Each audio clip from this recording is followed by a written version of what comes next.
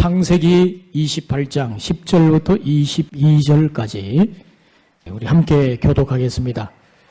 야곱이 브엘세바에서 떠나 하란으로 향하여 가더니 한 곳에 이르러는 해가 진지라 거기서 유숙하려고 그곳에 한 돌을 가져다가 베개로 삼고 거기 누워 자더니 꿈에 본즉 사닥다리가 땅 위에 서 있는데 그 꼭대기가 하늘에 닿았고 또 본즉 하나님의 사자들이 그 위에서 오르락 내리락 하고 또 본즉 여호와께서 그 위에 서서 이르시되 나는 여호와니 너의 조부 아브라함의 하나님이요 이삭의 하나님이라 내가 누워있는 땅을 내가 너와 내 자손에게 주리니 내 자손이 땅의 티끌같이 되어 내가 서쪽과 동쪽과 북쪽과 남쪽으로 퍼져나갈지며 땅의 모든 족속이 너와 내 자손으로 말미암아 복을 받으리라.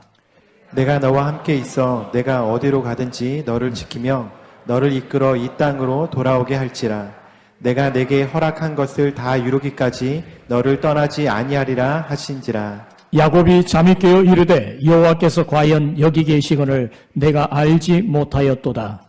이에 두려워하여 이르되 두렵도다 이곳이여 이것은 다름 아닌 하나님의 집이요 이는 하늘의 문이로다 하고 야곱이 아침에 일찍이 일어나 베개로 삼았던 돌을 가져다가 기둥으로 세우고 그 위에 기름을 붓고 그곳 이름을 베델이라 하였더라. 이 성의 옛 이름은 루스더라.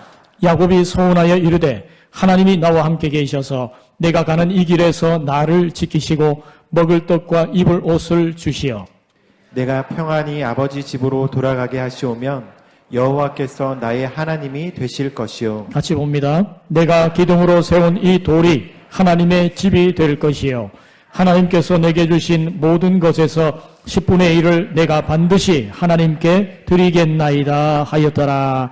아멘. 오늘 예배 참여하신 우리 모든 성도들에게 하나님의 풍성하신 은혜가 임하기를 주님의 이름으로 축복합니다. 2층에서 영상으로 예배 드리시는 우리 성도들에게도 동일한 은혜가 임할 줄 믿습니다. 여러분 2014년도에 유네스코에서 우리나라 이산가족 특별 생방송을 세계 기록 유산으로 지정을 했습니다. 1983년도인가요? 6월 30일부터 해서 11월 14일까지 138일간 하루 평균 신청 전화만 6만여 건이나 되었는데 총 10만 952건의 이산가족의 사연이 접수가 되었습니다. 53,536건이 방송되었고 그중에서 1만 189명의 이산가족이 상봉을 했어요. 그 방송을 보면서 눈물겨운 정말 감동적인 그런 사연들을 많이 접했죠. 눈물이 없이는 볼 수 없는 그런 방송이었습니다. 이런 사람이 사람을 만난다는 건 참 감격스럽고 놀라운 일입니다. 그런데 여러분 특별히 가족을 만난다고 하는 것은 정말 감격스러운 것이죠. 피는 물보다 진하다고 이 가족이 만나는 것이 이렇게 감격스러운 것은요. 본질과의 만남이기 때문에 그렇습니다. 근데 이것보다 더 본질적인 만남이 있어요. 그게 뭐냐? 사람이 하나님을 만나는 것입니다. 이런 한국교회 원로 목사님이신 유명한 김정한 목사님, 극동방송 이사장으로 계신 김정한 목사님 유명한 말씀을 남기셨는데 사람이 사람을 만나면 역사가 일어나고 사람이 하나님을 만나면 기적이 일어난다. 이 말씀이 참 저는 가슴에 와닿습니다. 사람이 사람을 만나면 역사가 나타난다. 사람이 하나님을 만나면 기적이 일어난다. 이런 사람이 하나님을 만날 때 기적이 나타나는 줄 믿습니다. 여러분 오늘 우리가 읽었던 이 본문은요. 야곱이 하나님을 만난 사건입니다. 야곱이 하나님을 만났을 때는 언제인가? 그가 집 안에서 사랑을 받고 모든 것이 풍족할 그때가 아니었어요. 그는 인생의 최대의 위기 속에서 하나님을 만납니다. 우리가 읽었던 이 본문은 야곱이 자신의 가족이 있는 브엘세바를 떠나서 외삼촌이 있는 하란으로 떠나는 장면부터 시작이 되죠. 이 지도를 보시면 브엘세바에서 하란까지의 거리가 어느 정도냐 하면 약 900에서 800km 사이 정도 됩니다. 야곱이 오늘 본문에 경험했던 장소는 베델이라고 하는 곳인데요. 이 베델은 브엘세바에서 한 약 80여 킬로 정도 돼요. 여러분, 야곱이 형의 위협을 피해서 필사적으로 도망을 갔지 않습니까? 형의 축복을 가로챈 것 때문에 형의 낯빛이 변하고 형의 눈동자가 달라졌어요. 부모가 생각할 때 이러다가는 자식 중에 누가 죽겠다 이렇게 생각을 해서 결국 둘째 야곱을 멀리 외삼촌 하란의 집으로 보내기로 결정을 한 겁니다. 여러분, 야곱이 얼마나 필사적으로 도망을 했겠습니까? 에서는 사냥꾼이라 활을 잘 쏘기 때문에 그의 관역을 벗어나서 도망을 가려면 얼마나 필사적으로 도망을 갔겠어요? 걸음아 날 살려라. 그렇게 도망을 가다가 어느덧 해가 지고 들녘에서 잠이 들었는데 너무나 고뇌했겠죠. 제대로 잠자리를 마련하고 잔 것도 아니었을 겁니다.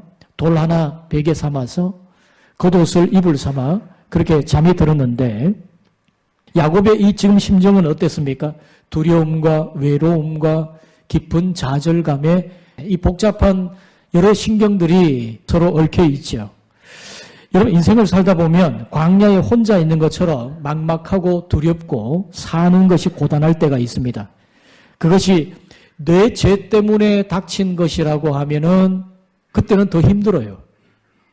내가 억울한 일을 당했다면 하나님께 항변이라도 할 것이고, 때로는 내가 어떤 내 잘못이 아닌 단순한 재앙 때문이라면 하나님 앞에 울부짖기라도 할 텐데, 내 죄 때문에 나의 어떤 허물 때문에 하나님 앞에 당하는 고난이라면 차마 하나님 앞에 면목이 서지 않습니다.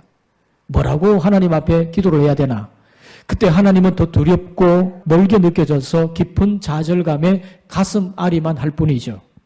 여러분, 어떻게 보면 야곱은 태어나서 인생 처음으로 최대 위기를 맞고 있습니다. 그때 하나님이 그에게 찾아오셨어요. 여러분, 우리도 몸과 마음이 이렇게 가난해질 때 그때 희한하게 하나님을 만나게 됩니다.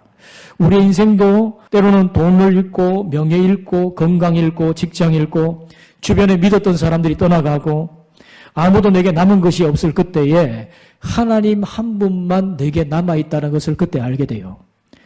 여러분, 팥죽 한 그릇으로 형을 속이고 양털 옷으로 아버지를 속이고 자기 힘으로 꿈을 이루려고 몸부림쳤을 때 야곱은 도리어 문제가 꼬이는 것을 경험했어요.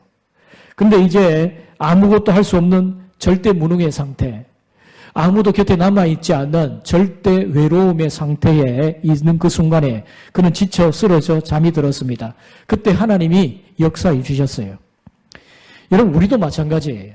내 인생이 뭔가 풍성하고 잘 될 때, 그래서 내 마음이 높아져 있을 때 그때 하나님이 잘 보이지 않습니다. 그런데 내 인생이 정말 힘들고 어렵고 내가 가난 속에 있을 때, 내 인생 광야 속에 있을 때 내 심령이 가난해지고 그때 하나님을 경험하게 됩니다. 하나님이 자기가 사랑하는 사람을 그 고통의 광야에 내몰기도 하시고 그런 환경을 허용하기도 하시는데, 광야는요 하나님이 우리에게 주시는 인생의 훈련 학교와도 같아요.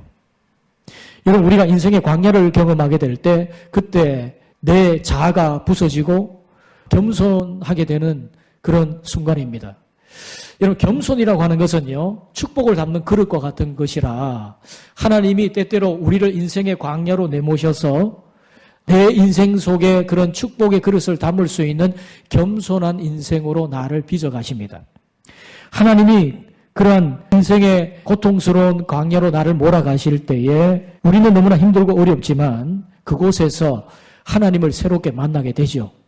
여러분, 야곱은 광야에서 잠이 들었는데 거기서 하나님을 만나게 됩니다. 그가 꿈 속에서 하나님이 찾아오셨는데 꿈에서 하나님은 세 가지를 보여주시죠. 자, 12절 13절 같이 읽어봅니다. 꿈에 본즉 사닥다리가 땅 위에 서 있는데 그 꼭대기가 하늘에 닿았고, 또 본즉 하나님의 사자들이 그 위에서 오르락 내리락 하고, 또 본즉 여호와께서 그 위에 서서 이르시되. 자, 여기 보면 본즉, 또 본즉, 또 본즉 세 번 이렇게 말씀하죠. 이 원어 히브리어 성경에 보면 이게 감탄사로 되어 있습니다. 보라 이렇게 되어 있어요. 보라, 보라, 보라. 이것은 어떤 면에서는 강조입니다. 강조. 여러분 야곱이 본 것은 뭐죠? 땅에서 하늘까지 다 있는 사닥다리였습니다. 그리고 또 본 게 뭡니까?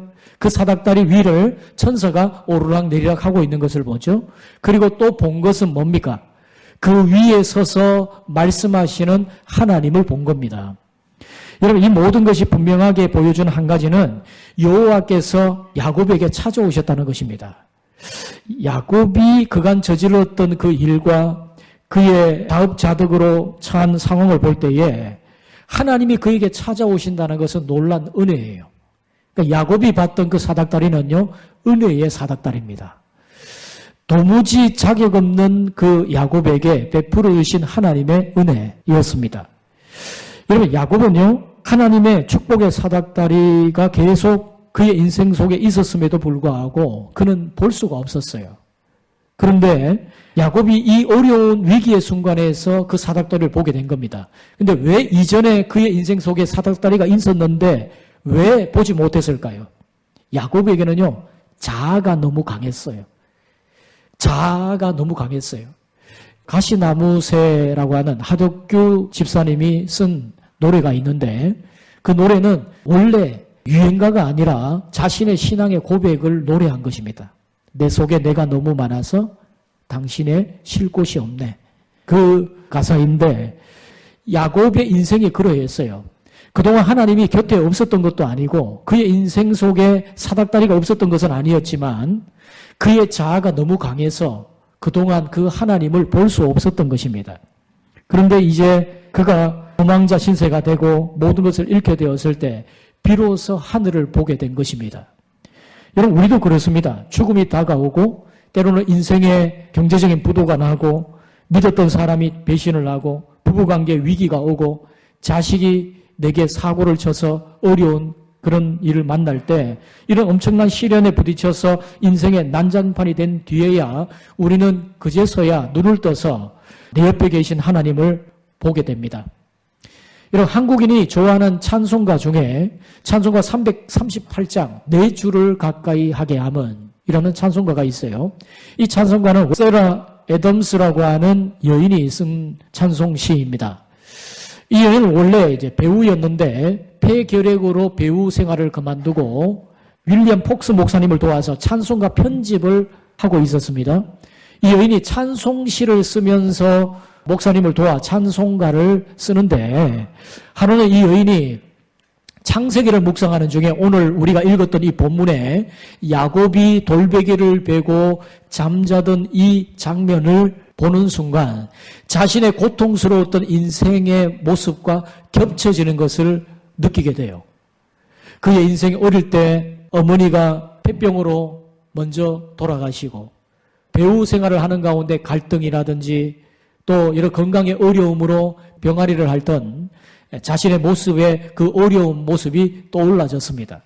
그래서 그녀가 그 야곱을 통해 은혜를 받고 내가 너를 떠나지 아니하리라 하는 하나님의 음성이 자신에게 하는 메시지인 것처럼 느껴졌어요.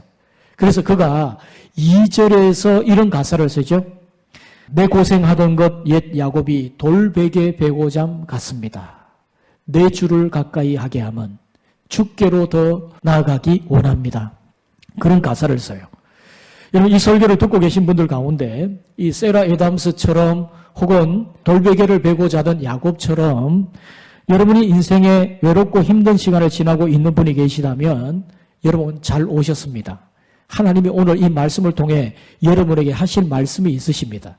오늘 이 설교는 바로 여러분을 위한 말씀입니다. 이 세상에 꿈꾸는 모든 꿈들이 무너지는 아픈 시간을 지나고 계시다면 하나님이 야곱에게 하셨듯이 하늘의 꿈을 펼쳐주시는 이 시간이 되기를 주님의 이름으로 축복합니다. 여러분 야곱이 본 하늘과 땅을 잇닿는 그 사닥다리는요 예수 그리스도이십니다. 여러분 예수님께서 친히 말씀하셨죠. 요한복음 1장 51절 말씀에 말씀합니다. 또 이르시되 진실로 진실로 너희에게 이르노니 하늘이 열리고 하나님의 사자들이 인자 위에 오르락 내리락 하는 것을 보리라 하시니라. 여러분, 예수님이 뭐라고 말씀합니까? 하늘로 맞닿은 야곱이 받던 사닥다리를 예수님이 뭐라고 말씀하시죠? 인자 위에 하나님의 사자들이, 천사들이 오르락 내리락 하는 것을 본다고 말씀하죠. 그 사닥다리는 바로 예수 그리스도를 의미하는 것입니다. 예수 그리스도의 십자가, 하늘과 땅을 연결하는, 하늘을 향해 나아갈 수 있는 그 길, 바로 예수 그리스도를 말하는 것입니다. 예수님께서 요한복음 14장 6절에 말씀하시죠. 내가 곧 길이요 진리요 생명이니 나로 말미암지 않고는 아버지께로 올 자가 없느니라. 바로 예수님이 하늘로 연결된 사닥다리, 바로 그것이었습니다. 누구든지 예수의 이름을 부르는 자는 하늘의 문이 열릴 줄 믿습니다. 하늘의 소망을 보게 될 줄 믿습니다. 구원을 경험하게 될 줄 믿습니다. 누구든지 주의 이름을 부르는 자는 구원을 받으리라. 여러분, 하나님께서 환상으로 야곱에게 다가오시더니 이렇게 말씀하십니다. 13절 14절 우리 같이 한번 읽어보십시다. 또 본즉 여호와께서 그 위에 서서 이르시되 나는 여호와니 너의 조부 아브라함의 하나님이요 이삭의 하나님이라. 내가 누워있는 땅을 내가 너와 내 자손에게 주리니 내 자손이 땅의 티끌같이 되어 내가 서쪽과 동쪽과 북쪽과 남쪽으로 퍼져 갈지며 땅의 모든 족속이 너와 내 자손으로 말미암아 복을 받으리라. 아멘. 여러분, 하나님은 먼저 야곱에게 자신이 누구이신지를 말씀하셨어요. 하나님이 누구라고 말씀합니까? 나는 내 조부 아브라함의 하나님, 너의 아버지 이삭의 하나님이다 라고 말씀하십니다. 이 말씀의 의미는 뭡니까? 너는 나와 상관없는 그런 사람이 아니다. 나는 너의 곁에 있었고 너를 알고 있다. 너의 할아버지 때부터, 너의 아버지 때부터 이미 나는 너를 계획하고 너를 알고 있느니라.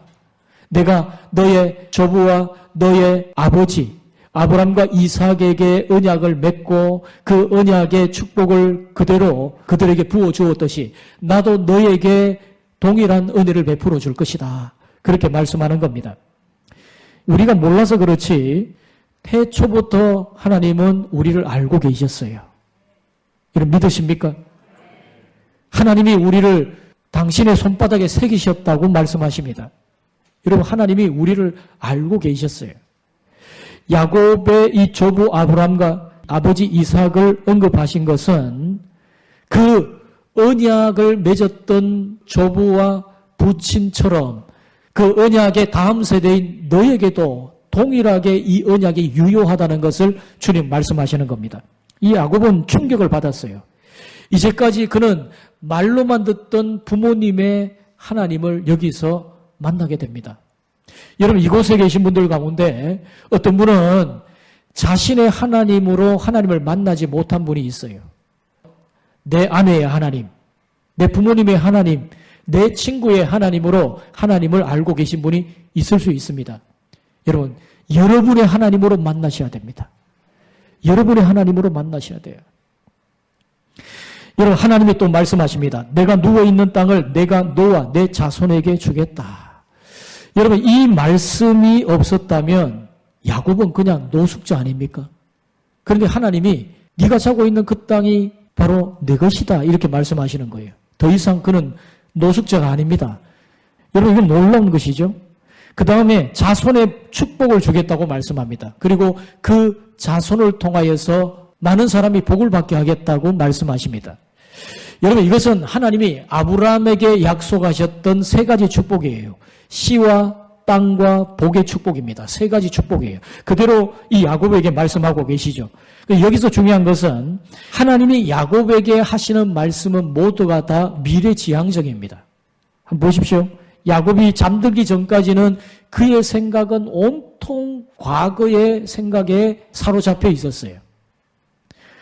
아버지 이삭을 속인 죄책감, 자기를 죽이려고 안색이 변해 있는 형에 대한 두려움, 그리고 열등감, 자기 때문에 울고 있을 어머니에 대한 그리움, 온통 이 야곱의 생각은요, 과거의 생각에 사로잡혀 있었어요.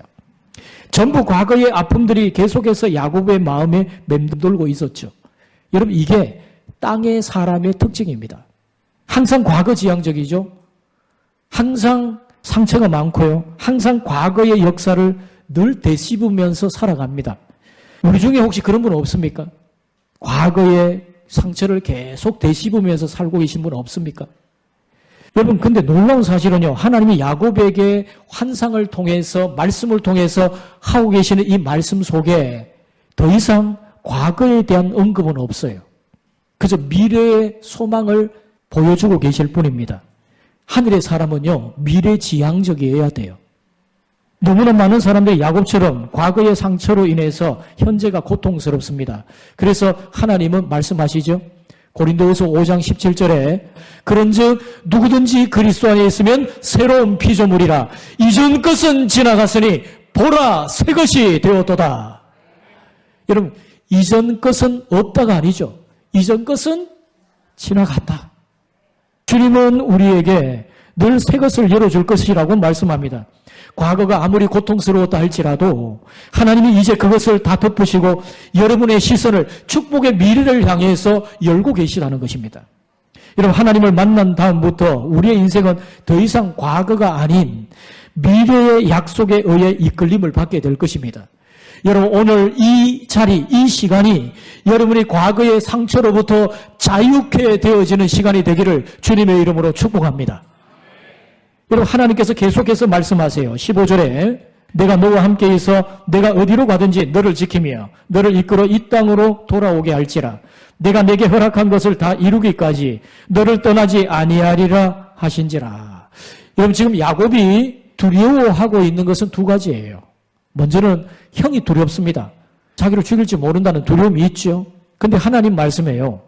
내가 너를 지켜줄 거다.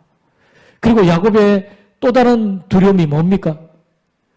내가 지금 정처 없는 도망의 길을 가는데 내가 언제 돌아올지 모르겠구나. 그거죠. 근데 하나님 뭐라고 말씀합니까? 내가 너를 반드시 이곳으로 돌아오게 할 것이다. 그리고 그 약속을 이루기까지 나는 결코 너를 떠나지 아니할 것이다. 주님이 그렇게 말씀하셨어요. 근데 여러분, 이건 야곱의 내면을 꿰뚫어 보는 주님의 말씀이거든요. 하나님은요, 야곱을 너무나 잘 알고 계셨어요. 하나님은 야곱을 너무나 분명히 꿰뚫어 보고 계셨습니다. 그리고 그를 지금 위로해 주고 계시는 거죠. 야곱은 지금 인생이 완전히 엉망진창입니다. 근데 하나님을 지금 그의 인생의 위기 속에서 만나고 있어요. 야곱은 지금 하나님을 처음 만나고 있지만 하나님은 야곱을 너무나 잘 알고 계셨습니다. 야곱이 자기가 한 곳이라고는 하나도 없는데 하나님은 야곱에게 찾아오셔서 그에게 일방적으로 복을 주겠다고 말씀하시죠. 여러분, 이게 은혜입니다. 이게. 은혜가 뭐죠? 받을 자격 없는 자에게 무조건적으로 베풀어 주시는 하나님의 호의. 그게 은혜입니다. 여러분, 야곱은 이 은혜에 감격했을 거예요. 여러분, 우리가 낮에 별이 보입니까? 안 보입니까? 안 보입니다. 근데 별이 있어요? 없어요? 낮에? 별은 있습니다. 근데 별은 언제 볼 수 있죠? 밤에 볼 수 있죠. 그렇습니다, 여러분. 편안한 장막 속에서 느끼지 못했던 그 좋으신 하나님을 이 야곱은 인생의 밤에서, 인생의 그 고난의 위기 속에서 만나고 있는 겁니다. 여러분의 인생의 밤을 맞고 계시는 분이 혹시 이 자리에 계십니까? 여러분, 그 인생의 밤은요, 하나님을 더 뚜렷이 볼 수 있는 인생의 기회입니다. 여러분, 야곱에게 찾아오신 하나님은 야곱에게 이 놀라운 역사를 부어주셨고, 꿈에서 깬 이 야곱은 두 가지 행동을 합니다. 고백을 하고 소원을 해요. 야곱이 잠이 깨어 이르되라고 시작되어지는 16절부터 19절까지의 고백, 그리고 야곱이 소원하여 이르되라고 말씀하는 20절부터 22절까지의 소원을 그가 합니다. 16절 말씀 우리 같이 한번 읽어봅니다. 같이 읽습니다. 야곱이 잠이 깨어 이르되 여호와께서 과연 여기 계시거늘 내가 알지 못하였도다. 아멘. 여러분, 야곱은 전혀 뜻밖의 장소에서 뜻밖의 하나님을 만나고 있습니다. 그건 정말 충격적이었어요. 하나님이 멀리 계신 것이 아니라 바로 내 곁에 계셨다 하는 것을 그가 알게 되었습니다. 여러분, 하나님은 여러분 가장 가까이에 곁에 계시는 분이심을 잊지 마시기를 바랍니다. 여러분, 야곱은 인생의 위기에서 하늘의 문이 열리는 경험을 했어요. 모든 것이 다 막힌 것 같은데 하늘의 문은 열려 있었어요. 여러분, 그렇습니다. 여러분, 믿었던 인생의 문이 닫혀질 때 그때는 어떻게 해야 됩니까? 하늘의 문을 향해 하늘을 쳐다볼 때입니다. 자, 오늘 17절 말씀 같이 한번 읽어봅니다. 이에 두려워하여 이르되 두렵도다 이곳이여 이것은 다름 아닌 하나님의 집이요 이는 하늘의 문이로다 하고. 아멘. 여러분, 구약시대에 하늘의 문은 닫혀 있었습니다. 누구에게나 열린 것이 아니었어요. 하늘로 향해 가는 길은 희미했습니다. 여러분, 구약의 어떤 누구에게 그 장장했던 믿음의 신앙의 인물들에게도 하늘의 문을 보여주신 적이 없어요. 근데 여러분, 하늘의 문을 이 야곱이 보았단 말이죠. 그리고 거기에서 사닥다리가 열린, 쉽게 말하면 신약의 예수님을 그가 보게 된 겁니다.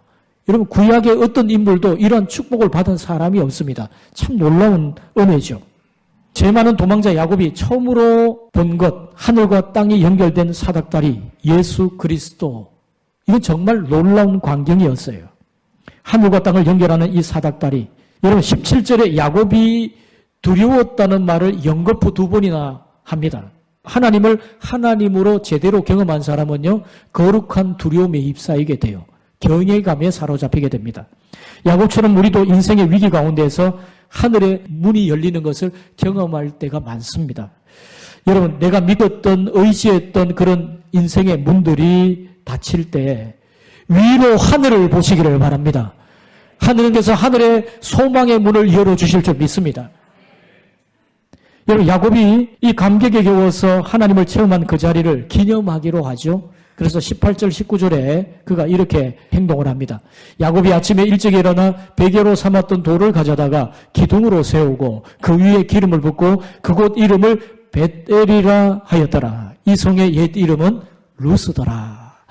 여러분, 벳엘이라고 하는 말은요, 하나님의 집이란 말이에요. 벳이란 말은 집이란 말이고 엘은 하나님을 말합니다. 하나님의 집을 말합니다. 졸지에 그 황량한 광야가 예배 처소가 되었어요. 여러분, 우리가 엎드려서 하나님을 예배하는 이곳이 하늘에 놀라우신 역사하심이 임하는 거룩한 땅이 될 줄 믿으시기를 바랍니다. 이 베델은 앞으로 성경에서 굉장히 중요한 곳이 됩니다. 야곱이 하나님을 만난 첫사랑의 장소죠. 그리고 이스라엘 백성들이 늘 언제나 영적 회복을 위해서 이 베델을 언급합니다. 여러분, 예수님의 12제자에 있어서 영혼의 고향과도 같은 곳이 어디입니까? 갈릴리입니다. 갈릴리. 그래서 부활하신 예수님이 마태복음 28장 10절에서 어디로 가라고 제자들에게 말씀하죠? 갈릴리로 가라. 이렇게 말씀하십니다. 여러분, 야곱에게 있어서 영적인 고향은 어디입니까? 베델입니다. 그래서 여러분, 이 베델은 야곱에게 있어서 어떻게 보면 영적 좌표로 가슴에 찍었던 지점이거든요. 그래서 인생의 위기 때마다 이 야곱은요, 이 베델을 떠올립니다. 그래서 후에 우리가 살펴보면 나중에 나오는데 그가 딸 디나의 사건으로 인해서 굉장히 어려움을 겪거든요. 그 두려웠던 때에 야곱이 뭐라고 고백을 하냐면요, 베델로 올라가자. 이렇게 고백을 합니다. 베델은 야곱에게 있어서 영적인 고향과도 같은 곳입니다. 야곱은 이 베델의 하나님을 기념하면서 서원 기도를 합니다. 20절부터 우리 같이 한번 읽어봅니다. 야곱이 서원하여 이르되 하나님이 나와 함께 계셔서 내가 가는 이 길에서 나를 지키시고 먹을 떡과 입을 옷을 주시어 내가 평안히 아버지 집으로 돌아가게 하시오면 여호와께서 나의 하나님이 되실 것이요 내가 기둥으로 세운 이 돌이 하나님의 집이 될 것이요 하나님께서 내게 주신 모든 것에서 10분의 1을 내가 반드시 하나님께 드리겠나이다 하였더라. 아멘. 이 말씀 자칫 오해하면 야곱이 지금 하나님을 향해서 조건부로 협상을 하고 있는 것처럼 생각할 수도 있어요. 근데 여러분, 그게 아닙니다.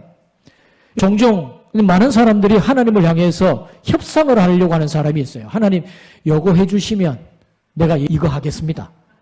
이렇게 말이죠. 그렇게 하나님과 딜을 하려고 하는 사람이 있는데, 여러분, 이 말씀은 그런 말이 아닙니다. 이 야곱이 고백하는 것은 자기 믿음의 확신을 지금 하나님 앞에 고백하며 감사의 소원을 하고 있는 겁니다. 하나님이 정말 나와 함께 하시고 나를 이곳에 돌아오게 하실 줄로 저는 믿고 확신합니다. 저는 그 믿음의 확신을 가지고 감사하는 마음으로 하나님께 소원을 드리겠습니다. 이런 거예요. 그가 서원했던 것이 세 가지입니다. 첫 번째는요, 우선순위에 대한 결단입니다. 그가 뭐라고 말하냐면 평생 하나님만 섬길 것입니다. 내 인생에 더 이상 우상을 두지 않겠습니다. 우선순위에 대한 결단이죠. 두 번째는요, 예배자로서의 헌신입니다. 나는 땅에 살지만 항상 하늘의 하나님과 교제하는 예배자가 되겠습니다. 내가 비록 지금 경황이 없어서 돌을 세우고 기름을 붓고 이렇게 이곳에서 단을 샀지만 내가 언젠가 돌아올 때 이곳에 번듯하게 주님의 전을 세우고 예배의 처소로 삼겠습니다. 나는 평생 주님을 예배하는 예배자로 살겠습니다. 그런 결단이에요. 헌신입니다. 세 번째는요, 바른 물질 간의 결단입니다. 11조를 드리겠다고 고백을 해요. 여러분, 야곱이 지금 11조의 고백을 하고 있어요. 여러분, 이것은 모세의 율법 이전에 있었던 일입니다. 여러분, 11조의 정신이 바로 그것이거든요. 여러분, 지금까지 야곱의 인생의 주인은 누구였죠? 야곱 자신이었어요. 그런데 그가 이런 모든 것을 경험하고 나서 그의 인생의 참된 주인이 누구이신지를 알았습니다. 주님이 내 인생의 주인이시다. 그런 고백을 합니다. 그래서 그 고백으로 내가 내 소유의 10분의 1을 소득의 10분의 1을 하나님께 드리겠다. 이렇게 고백을 한 것입니다. 여러분, 11조의 정신은 바로 그것입니다. 주님이 내 인생의 참된 주인이십니다. 돈이 내 인생의 주인이 아닙니다. 주님이 내 인생의 주인이십니다. 그런 고백으로 10분의 1을 담아드리는데 그 10분의 1 속에 자신을 담아서 올려드리는 행위, 그게 여러분 11조의 행위죠.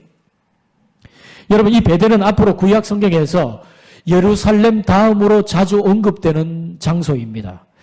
왜 이 베델이 특별하죠? 인생 최악의 위기에서 최고의 하나님을 만났기 때문입니다. 여러분, 폭포가 이 낙차가 크면 클수록 엄청난 충격으로 떨어지죠. 그렇습니다, 여러분.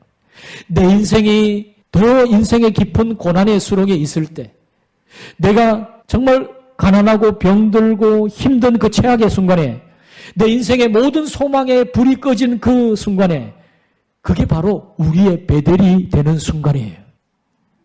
여러분, 수많은 하나님의 사람들이 베델의 간증이 있습니다. 어떤 분은 죽을 병에 걸린 병상에서 하나님의 치유를 경험하고 베델의 하나님을 경험한 사람이 있습니다. 어떤 분 목사님이신데요, TV에 나오기도 하는 유명한 분인데, 여러분, 이분은 억울하게 감옥에 들어갔어요. 그 감옥 속에서 성경을 읽는데 갑작스럽게 심령이 뜨거워지고 자기의 육신이 뜨거워지는 경험을 합니다. 그리고 그 감방이 갑자기 후끈후끈 달아오는 것을 경험하게 돼요. 성령의 임재의 역사를 거기서 경험합니다. 그리고 나서 그는 그 동료 감방에 있는 죄수들에게 복음을 전하기 시작했어요. 그 감방이 하나님의 성령의 은혜가 임하는 베델이 된 거죠. 여러분, 어떤 분은 경제적인 가난에 내몰리는 광야 속에서 은혜의 베델을 경험하기도 합니다. 여러분의 인생이 가장 절망적이고 힘든 위기의 순간을 지금 지나고 있다면 지금은 절망할 때가 아니라 하늘을 향해서 부르짖을 때입니다. 하늘의 임재를 삼하고 기도하시기를 바랍니다. 하나님이 하늘 문을 여시고 여러분에게 은혜를 베풀어 주실 줄 믿습니다. 그곳이 여러분의 베델이 될 것입니다. 하나님께서 여러분을 향해서 열려진 연결되어 있는 사닥다리를 보게 하시는 그 베델이 되게 하실 줄 믿습니다. 여러분, 여러분의 인생 가운데 오셔서 고장난 우리의 인생을 고치시는 하나님의 놀라우신 그 만지심이 임하는 복된 자리가 되기를 주님의 이름으로 축복합니다. 사랑하는 성도 여러분, 누구에게나 다 이 베델의 경험이 필요합니다. 주님을 인격적으로 만나는 경험이 필요해요. 여러분, 누구의 하나님을 믿고 있습니까? 내 남편의 하나님을 믿고 있습니까? 내 아내의 하나님을 믿고 있습니까? 내 부모님의 하나님을 믿고 있습니까? 여러분의 하나님으로 하나님을 만나시기를 주님의 이름으로 축복합니다. 여러분, 오늘 이 자리가 저는 여러분의 베델이 되기를 간절히 주님의 이름으로 축복합니다. 여러분의 힘든 인생 속에 여러분이 늘 떠올리는 여러분의 영적인 베델이 있지 않습니까? 내가 주님을 뜨겁게 만났던 경험이 있던 나의 베델. 여러분, 오늘날 이 시대 광야 같은 거친 힘든 시대를 살아가는 여러분에게 필요한 것은 그 베델로 올라가는 것이에요. 나의 영적인 베델에서 주님은 기다리고 있습니다. 이런 그 주님을 뜨겁게 다시 만나시기를 주님의 이름으로 축복합니다.